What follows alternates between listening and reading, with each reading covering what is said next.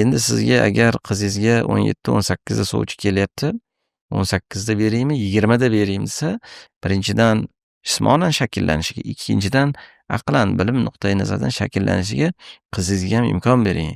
Birovni xasmi ekan deb ikki qo'llab berishga shoshmang.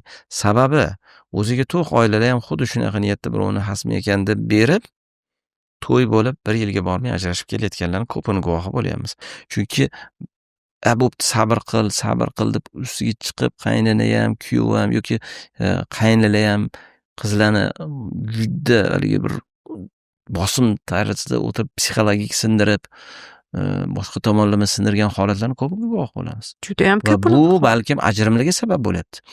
Qizda har doim ikkita holat bo'lishi kerak. Yo ota ortida bo'lishi kerak, yo er bo'lishi kerak. Qizingizni ko'chadan topa olmadingiz. 18 yil yemay yedirib, ichmay ichirib, chiroyli ilmini, tarbiyani birovni uyiga olib borib berganingizdan keyin o'sha mehnatingizni qidirib hurmat. Va men buni kuyovimga aytaman. Siz endi ikkita qizingiz bor. Menda bitta qiz edi. Mana o'rnimga qo'ying, ertaga qizingiz katta bo'lganda siz ham xuddi shu ishni qilishingizni men xohlayman, tavsiya qilaman. Men sizga bir qizni berdim. Siz ikkita qizli bo'ldingiz. Ya'ni ba'zida kuyovim bilan juda do'stmiz, tushuntiramanki, bu tomoni muhim. Bir paytlar adajon aytganlarda tushunmagan edim, endi tushundim degan fikr kelar. Sen hech kim emassan deydigan munosabat bo'lish kerak emasda qizlarimizga, kelinlarimizga nisbatan.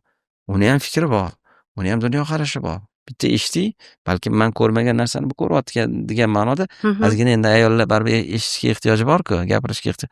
Balkim ozgina quloqni chizib turishi kerakdir. O'zimizda ham 30 dan keyin baribir xotinning gapiga qaraydi-yu. 25 dan keyin ham qaraydi, boshida siyosat qilgan mana degan erkak. To'g'ri.